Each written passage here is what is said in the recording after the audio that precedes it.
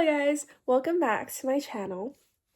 Today, we are going to be talking about something very, very exciting, which is how to get a 5 on AP Psychology by self-studying. So, the best tip of all tips, I think, is to just get through the whole course, even if you kind of do not understand something. Just get through the whole course and for instance, personally, I self-studied, so I didn't have a teacher at school to let me ask questions. But I loved another YouTuber who's called Mr. Sin, and he teaches AP Psychology. So he has series of YouTube videos about AP Psychology, like all the topics, everything you need to know. And he also holds live streams closer to the exam. So if you have questions, you could totally drop it in the live stream. I've personally found live streams super helpful, so 10 out of 10 recommend.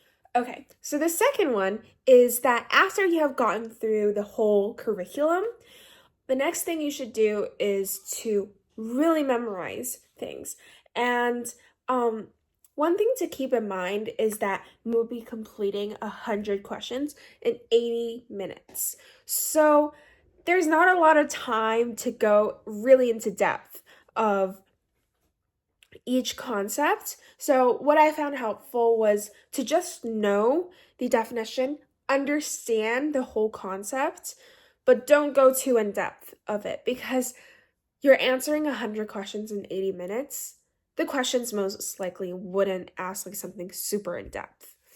And another memorization technique is to think of examples. Especially this would really come in handy when you start writing FRQs or like sample FRQs, because FRQs are asking you to apply real world examples to a concept. So let's say observational learning. So we know that observational learning is what children do when they observe what their parents are doing and then do something similar.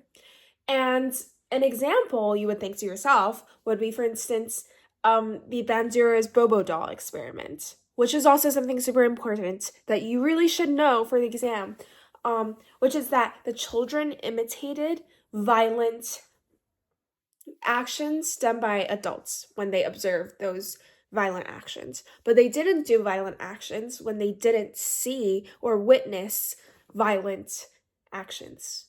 That was very wordy. But I hope you understand what I meant. Yeah.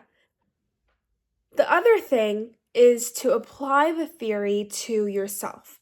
For instance, let's say cognitive dissonance. So cognitive dissonance is when like your belief but your action are like kind of conflicting each other. So one example I thought to myself when I was studying was that I want to be healthy, but I don't necessarily eat nutritious or healthy food. So my actions of eating unhealthy food conflicts with my thinking of wanting to be healthy.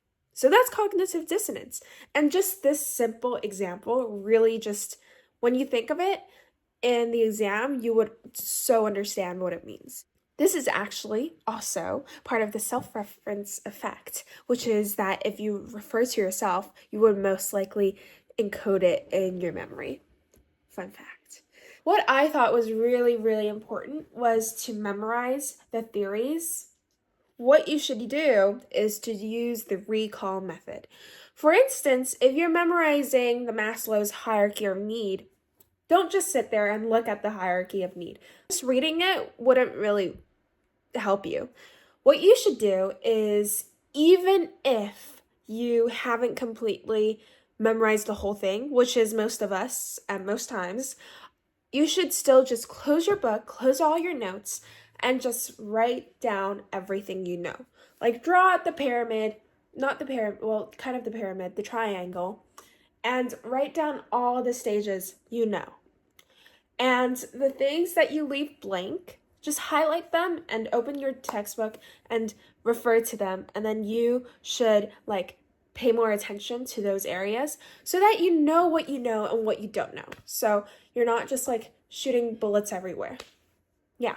So what I did with the recall method was that after I figured out what I didn't know, I would write them on a Post-it note and then I would stick them in front of my desk. And so when I'm doing some other homework and I'm just like gazing off into like blank space, I might like see that little Post-it note. Or maybe like there's this 5-minute break that I'm not doing anything. I would look at my desk, I would see what I wrote. And this is actually also, fun fact, part of the mere exposure effects, which is the more you look at something, the more likely you will encode it into your memory. So you should do that. And the third thing is to practice, practice, practice. I think the best way to review for any test, any exam, any quiz is to do what you are going to be doing for that test, exam, or quiz or assessment. So, for instance, for AP Psychology, you will want to search up previous examinations. Just do a mock exam. I know it can be scary and it can be really annoying because of the time you need to dedicate to it, but it's really helpful to understand maybe you're better at the FRQs, so you should focus on multiple choice questions so that you know where you stand. And I think for me, I did two at least every week. That's about a month and a half before the exam. On this point, I should mention that I am giving away free books of past examinations and also along with my notes to any one of you lucky people. And it basically includes past examinations, practice problems, including FRQs and multiple choice questions, and also my notes. That really helps me. So if you want it, you could just comment down below and get in contact with me, and we'll figure out how to get it to your end. Yeah. And second one is to pay attention to qualifiers. When you start doing multiple choice questions, you would figure out that there are some answer choices that would always write always, never, no one, or everyone. But human behavior is really hard to be like categorized into something so small and so narrow. So you should understand that when there are qualifiers, you should pay attention to them. Doesn't mean they're always wrong, but most of the time.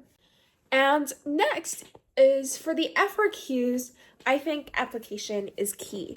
So applying it to yourself, applying to real world problems are really good ways to review for that section.